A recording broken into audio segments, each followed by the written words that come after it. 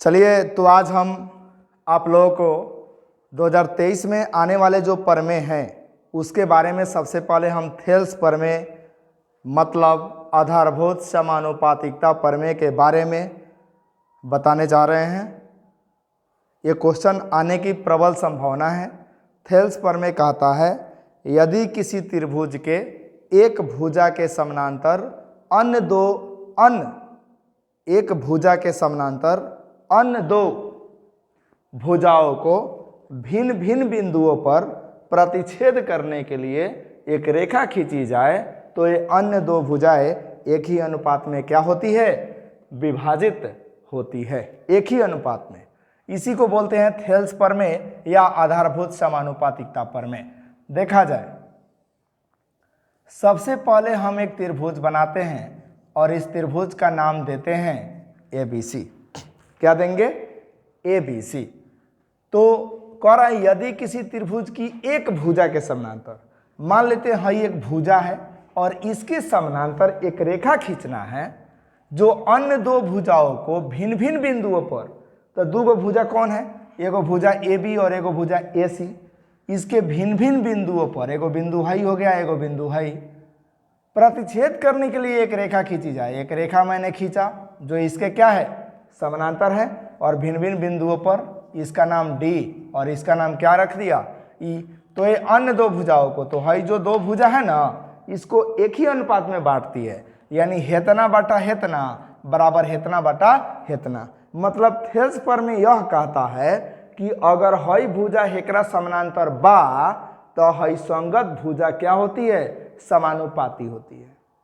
Thales प्रमेय यही कहता है कि अगर ई रेखा इसके समानांतर है तो AD बटा DB बराबर AE बटा EC होता है। थेल्स प्रमेय यह कहता है। तो आइए देखते हैं। सबसे पहले विशेष प्रतिज्ञा, माना कि ABC एक त्रिभुज है जिसमें ABC क्या है? वो एक त्रिभुज है जिसमें हई रेखा जो है इसके समानांतर है, जिसमें DE समानांतर BC दिया है।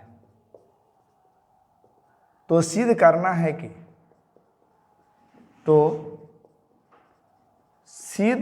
है कि AD बटा DB बराबर AE बटा EC होता है। यानी AD हेतना बटा हेतना बराबर हेतना बटा हेतना होखेला कब? जब हई हेकरा समानांतर होखेला तब। ठीक है। अब देखिए, रचना करते हैं हम अपना से। रचना करते हैं कि हमको भाई साहब AD बटा DB लाना है। तो AD बटा DB किस त्रिभुज में आएगा? ADE में। और DB किस त्रिभुज में आएगा? तो त्रिभुज तो बन नहीं रहा है, इसके लिए हमको क्या करना पड़ेगा? रचना। तो D से DM लंब डाल दिया मैंने किस पर? AC पर। और E से EN लंब डाल दिया मैंने AB पर। और B से E को मैंने मिला दिया और C से D को मैंने क्या कर दिया? मिला दिया। तो रचना लिखना पड़ेगा, DM लंब कौना पर है बउआ? AC पर, एवं EN लंब किस पर है बउआ? AB पर डाला, एवं B से E डैश को से बोलते हैं, B से E एवं C से D को मिलाया। हो गया। अब आइए प्रमाण में। सबसे पहले हमको चाहिए AD बटा DB।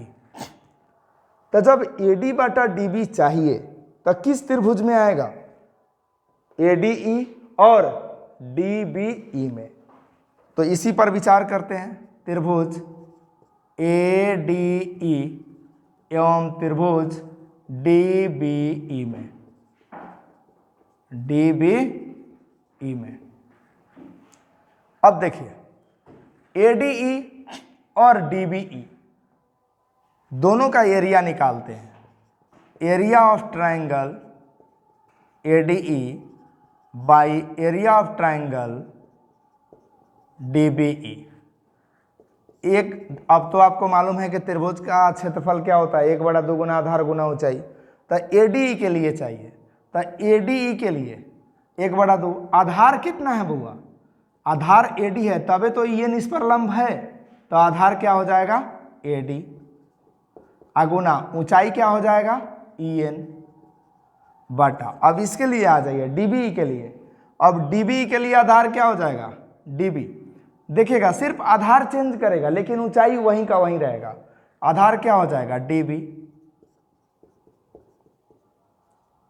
अगुना ऊंचाई कौन रहेगा EN का EN रहेगा, EN से EN गया, हाफ से हाफ साफ, आया क्या AD बटा DB।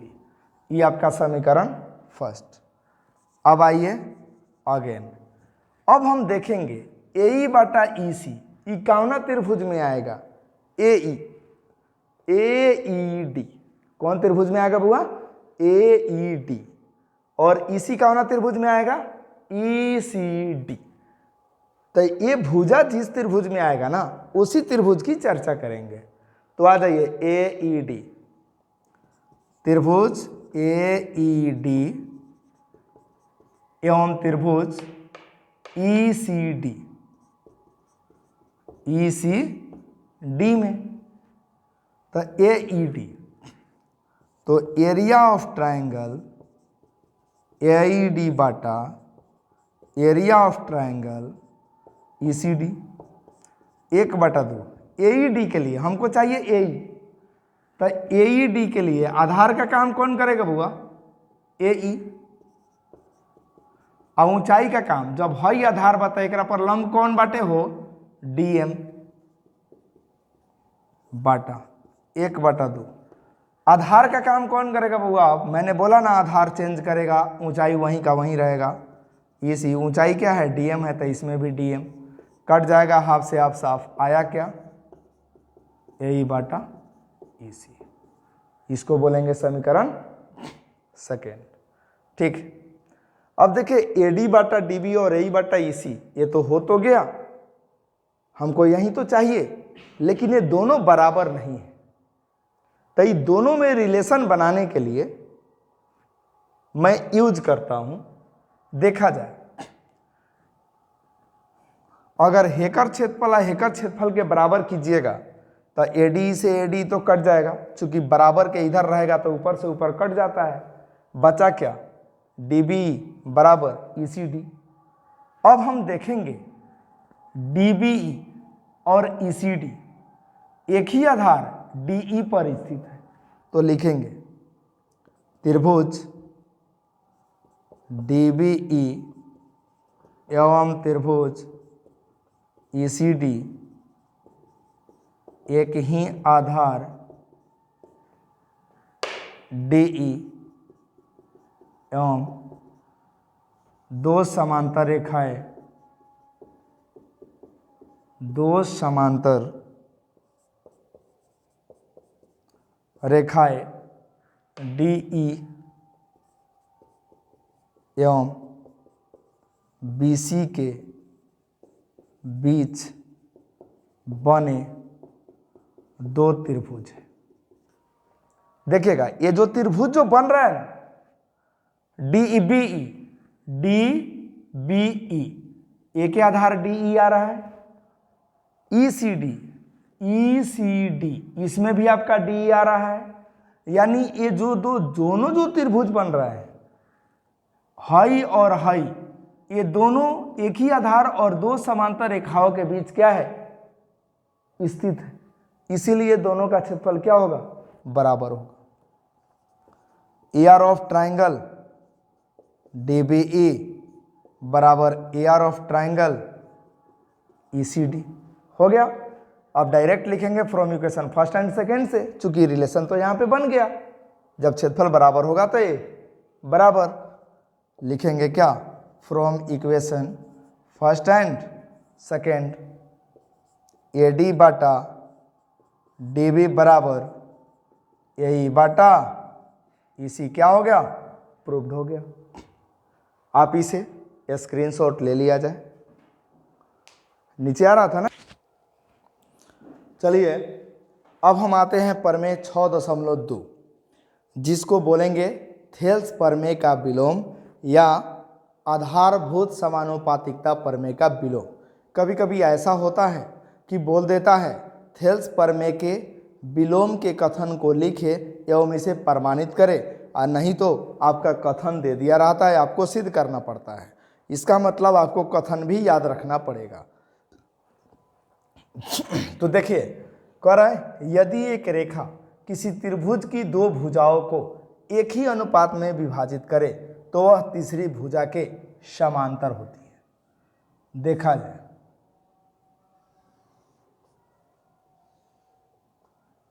आपका एबीसी एगो क्या हो गया, त्रिभुज हो गया,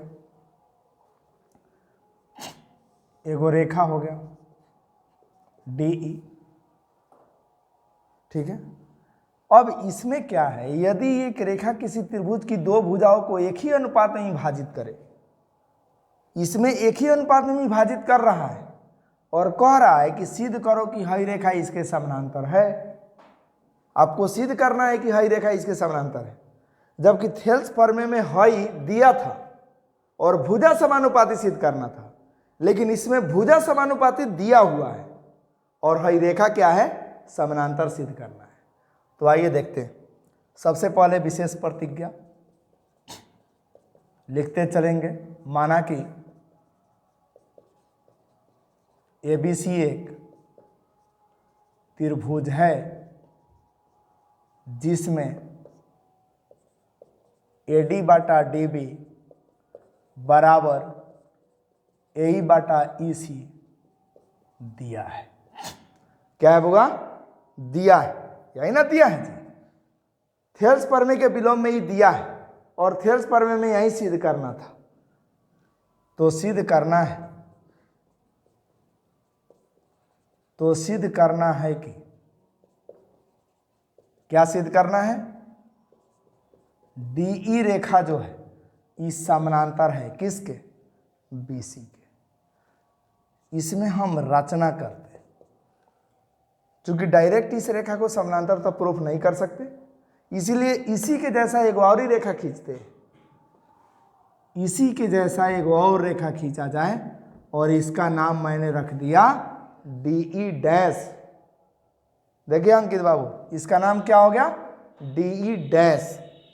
अब रचना मैंने क्या किया, डीई डैश खींचा किसके, बीसी के समानांतर खींचा। अब आइए प्रमाण में। अब आपको मालूम है कि डीई डैश जो है, क्या डीई डैश जो है समानांतर है किसके, बीसी के। तो जब डीई डैश समानांतर है बीसी के, तो आपको थेल्स प्रमेय कहता है कि अगर दो गो रेखा समानांतर होगा तो संगत भुजाएं क्या होगी, समानुपाती होगी, समानुपाती होगी। तो क्या हो जाएगा, एडी बाटा डीबी बराबर एई डैश, देखिएगा एई डैश बाटा ई डैश ही। अब एई मत लिखिएगा, चूंकि डीई समानांतर नहीं है, इसको सिद्ध करना है, लेकिन आपका डीई डैश समानांतर है, इसीलिए लिखेंगे एई डैश बटा ई डैश सी, एई डैश बटा ई डैश सी, ठीक है। लेकिन एडी बटा डीबी बराबर एई बटा ईसी दिया है। हई या हई बराबर हो गया, तो जब एलएचएस बराबर तो आरएचएस अपने आप बराबर हो जाएगा।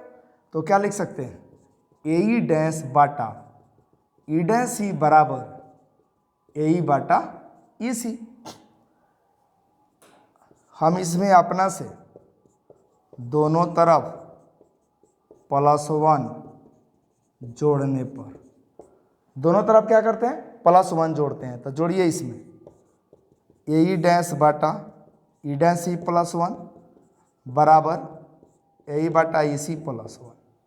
लघुत्तम निकालेंगे, ई डैश सी हो जाएगा, ई डैश सी में ई डैश सी से भागा देंगे तो 1 आएगा, 1 में एई डैश से गुना करेंगे तो एई डैश, ई डैश सी में 1 से गुना करेंगे ई डैश सी हो जाएगा। फिर इसका भी वहीं इसी एलसीएम, इसी में इसी से गुना भागा देंगे तो एक आएगा, एक में ए से गुना करेंगे ए और प्लस ई वाला टर्म यहीं पे उतर जाएगा। अब देखिए ए डैश यानी हेतना अजोड़ ई डैश सी, ऐसी हो जाएगा कि नहीं हो जाएगा? ध्यान दीजिए ए डैश यानी हेतना अजोड़ ई डैश सी हेतना, इसका मतलब क्या हो जाएगा? पूरा हो जाएगा कि नहीं हो जाएगा? तो क्या हो जाएगा? ए सी बाटा ई डैश सी बराबर, अब यहाँ पर देखिए ए ई है ना है जी, प्लस ई सी, ये भी आपका ए सी हो जाएगा कि नहीं हो जाएगा? हो जाएगा। तो ए सी या बाटा ई सी, फिर ऊपर से ऊपर कट गया तो आया क्या? ई डैश सी बराबर क्या? ई सी। अब ध्यान देने वाली बात है, ई डैश सी और ई सी ये दोनों बराबर कब होगा भाई? यह संभव है? हाँ, यह संभव है। कब? जब देखिए हाई ई सी और ई डैश सी बराबर होगा। कब? जब बिंदु ई और बिंदु ई डैश एक ही बिंदु पर होगा तब लिखेंगे। यह तभी संभव है, यह तभी संभव है जब ई डैश एवं ई एक ही बिंदु पर हो, एक ही बिंदु पर हो। तो जब ये एक ही बिंदु पर होगा तो मैंने यहां पे क्या लिखा था? डीई डैश आपका था क्या? पैरेलल था बीसी के, लेकिन अब डीई डैश किसके बराबर? डी के। तो डायरेक्ट लिखिए आप डी पैरेलल क्या हो जाएगा? बीसी आपका प्रूव्ड हो गया। इसको बोलते हैं थेल्स प्रमेय का विलोम। ये स्क्रीनशॉट ले लिया जाए। अब हम आते हैं प्रमेय 6.6। बहुत अच्छा थ्योरम है। कह रहा है दो समरूप त्रिभुजों के क्षेत्रफलों का अनुपात। दो समरूप त्रिभुज है, पहले ही क्लियर कर दे रहा है कि दो त्रिभुज है,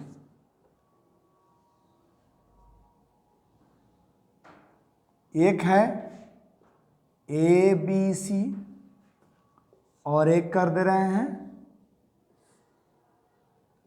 पी क्यू आर। ये दोनों समरूप त्रिभुज है। समरूप का मतलब समझते हैं, कोण कोण के बराबर होता है, ठीक है? यानी एक वाला के बराबर, दो वाला तीन वाला के बराबर। तो कह रहे दो समरूप त्रिभुजों के क्षेत्रफलों का अनुपात, यानी इसका क्षेत्रफल इनकी संगत भुजाओं के अनुपात के वर्ग के बराबर होता है। आइए विशेष प्रतिज्ञा माना कि एबीसी एवं पीक्यूआर दो समरूप त्रिभुज है, दो समरूप त्रिभुज है। तो सिद्ध करना है, तो सिद्ध करना है कि हमको क्या सिद्ध करना है? सिद्ध करना है AR of triangle ABC Bata AR of triangle PQR बराबर दो समरूप त्रिभुजों के क्षेत्रफलों का अनुपात इनकी संगत भुजाओं के वर्गों के अनुपात के बराबर होता है। यानी संगत भुजा, ए बी का संगत भुजा कौन है? पी क्यू, यानी ए बी बाटा पी क्यू का स्क्वायर वर्ग होता है। वर्ग, वर्ग का मतलब स्क्वायर। और बी सी का संगत क्या हो जाएगा? बी सी बाटा क्यू आर का स्क्वायर। उसी तरह ए सी बाटा पी आर का स्क्वायर। यही हमको क्या करना है? प्रूव करना है। रचना कर देते हैं। ए से लंब डाल देते हैं डी पर, ये 90 बनाएगा। पी से ई लंब डाल देते हैं, इहो आपका क्या बनाएगा?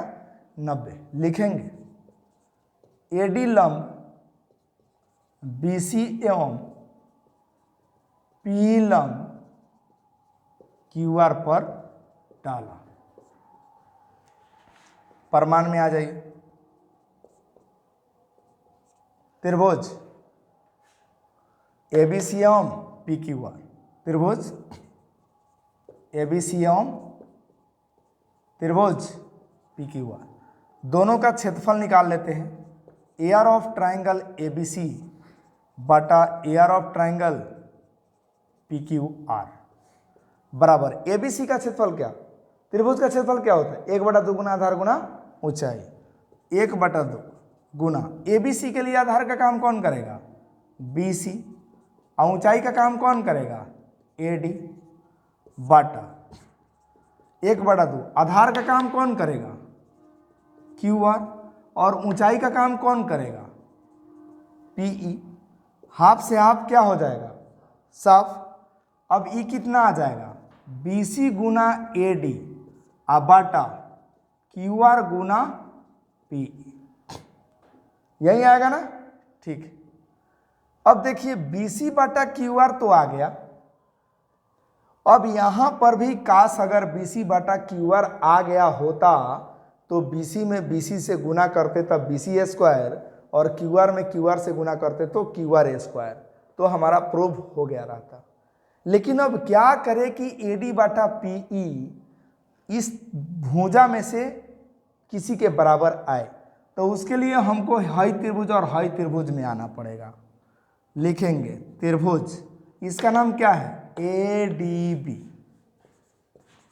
एडीबी एवं त्रिभुज इसका नाम क्या है, पीई क्यू, पीई क्यू में कोण बी बराबर क्या है, कोण क्यू, कथी से, समरूप त्रिभुज से,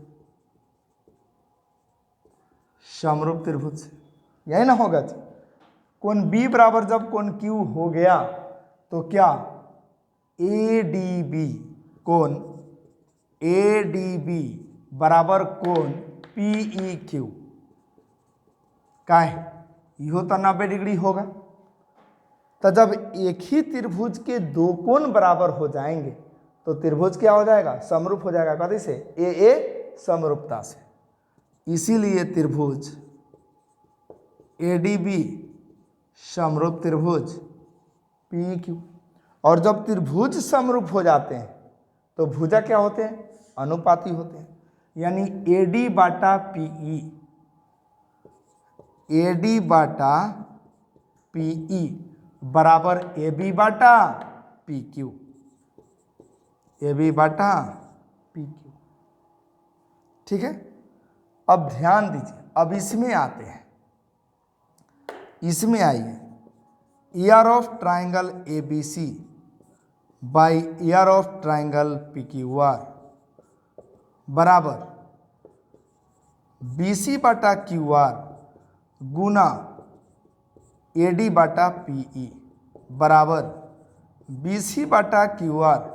अब देखा जाए, क्या एडी बाटा पीई के जगह पर क्या एबी बाटा पी क्यू लिख सकते हैं, क्यों, चूंकि एडी बाटा पी बराबर है इतना है, तो नहीं लिख सकते हैं, लिख लेंगे। तो लिखेंगे एबी बाटा पी क्यू। अब देखिए बीसी बाटा क्यू आर, अब एबी बाटा पी क्यू, एबी बाटा पी क्यू किसके बराबर है, बीसी बाटा क्यू आर के, बीसी बाटा क्यू आर के। तो क्या एबी बाटा पी क्यू के जगह पर क्या रख सकते हो, बीसी बाटा क्यू आर। और बीसी में बीसी से गुना करोगे तो बीसी स्क्वायर, और क्यू आर में क्यू आर से गुना करोगे तो क्यू आर स्क्वायर हो गया ना। जब एक भुजा ला दिए वर्ग के बराबर तो आप लिख सकते हैं इसी तरह एआर ऑफ ट्राइंगल एबीसी बटा एआर ऑफ ट्राइंगल पीक्यूआर बराबर क्या, ए बी बटा पी क्यू का स्क्वायर बराबर बी सी बटा क्यू आर का स्क्वायर बराबर ए सी बटा पी आर का स्क्वायर प्रूव्ड किया जा सकता है। आप एक ही भुजा को स्क्वायर में ला दीजिएगा, उसके बाद ये टर्म आप लिख दीजिएगा। ठीक है, थैंक यू। ले लीजिए। देखिए कह रहा है एक समकोण त्रिभुज में कर्ण का वर्ग शेष दो भुजाओं के वर्गों के योग के बराबर होता है। ठीक है, एक समकोण त्रिभुज में कर्ण का वर्ग, तो सबसे पहले हम एक समकोण त्रिभुज बनाएंगे ए बी सी। ठीक है, कौन त्रिभुज बनाएंगे? समकोण त्रिभुज। विशेष प्रतिज्ञा, माना कि एबीसी एक समकोण त्रिभुज है जिसमें कोण बी बराबर 90 डिग्री, यही ना, कोण बी बराबर क्या हो जाएगा? 90 डिग्री। तो सिद्ध करना है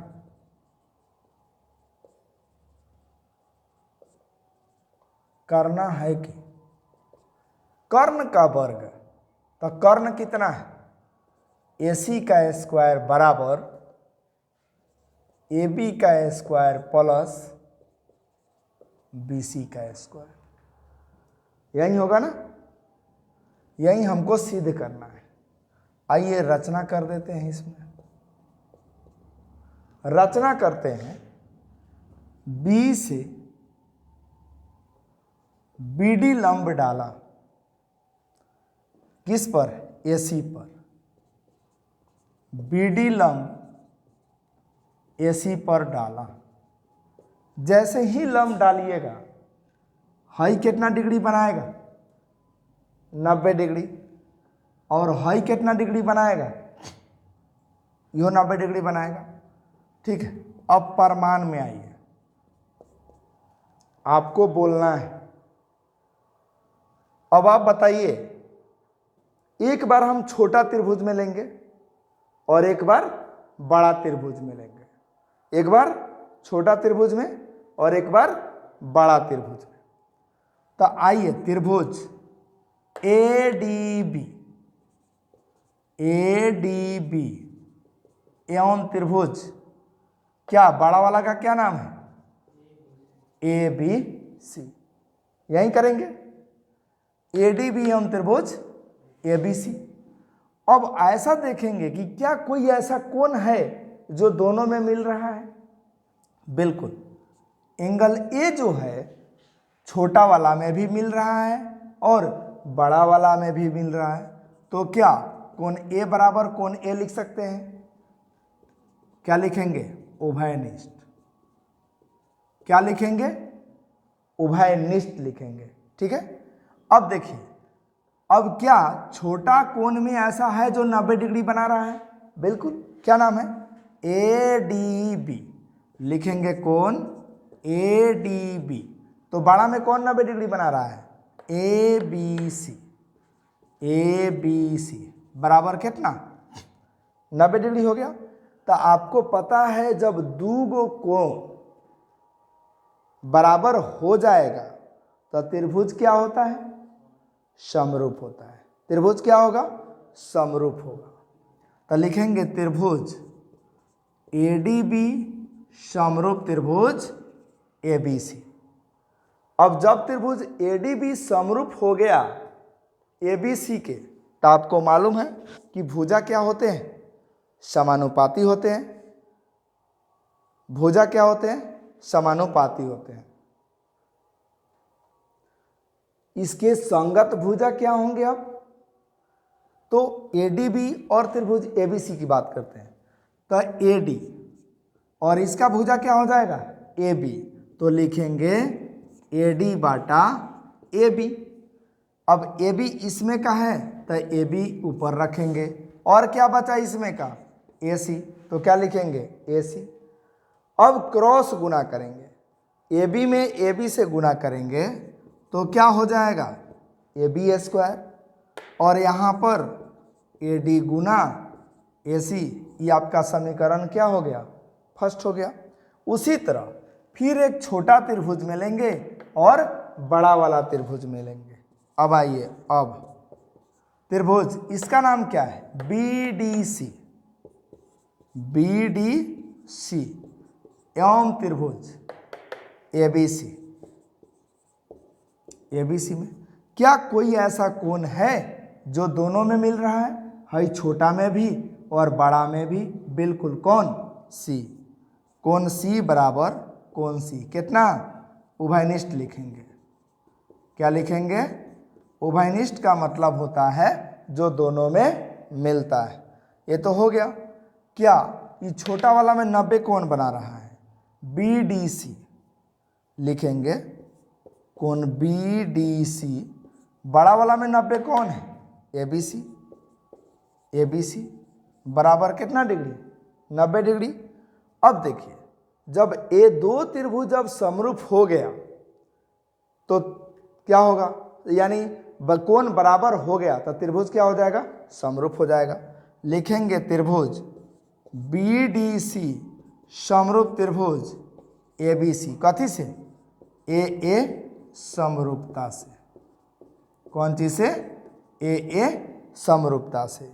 और जब ये त्रिभुज समरूप हो जाएंगे तो इनके संगत भुजा क्या होंगे अनुपातिक होंगे। आ जाइए यहाँ पर, अब संगत भुजा कौन हो जाएगा इसमें DC, DC आप बाटा DC तो हो गया, तो बचा क्या BC, BC। अब फिर इसमें देखिए, अब फिर BC को ऊपर लिखेंगे, आप बाटा BC ऊपर लिख दिए तो बचा क्या AC, लिखेंगे यहाँ पे AC। अब BC में BC से गुना करेंगे तो क्या हो जाएगा BC का स्क्वायर, और DC में AC से गुना करेंगे तो DC गुना AC, ये आपका समीकरण सेकेंड हो जाएगा। अब दोनों को जोड़ेंगे, लिखेंगे इक्वेशन फर्स्ट जोड़ सेकेंड। तो फर्स्ट LHS वाला को LHS में जोड़ेंगे, RHS वाला को RHS में जोड़ेंगे। तो LHS कितना है AB, AB का स्क्वायर आप प्लस BC का स्क्वायर। अब RHS में कितना दिया है AD गुना AC, AD गुना AC आप प्लस इसमें कितना है DC गुना AC, DC गुना AC।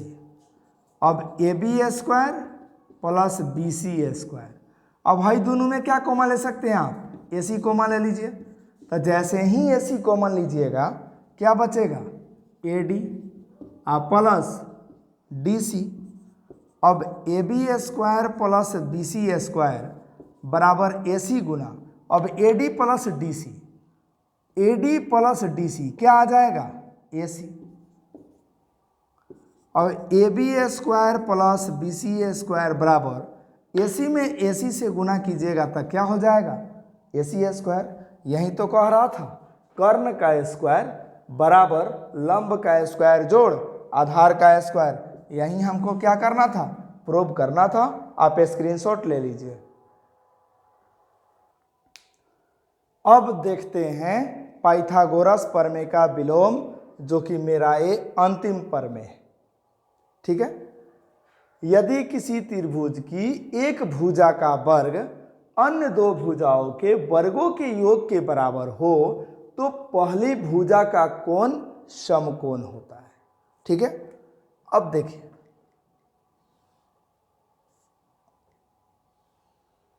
एक त्रिभुज है क्या ABC, और एक मैंने त्रिभुज बनाया रचना किया अपने से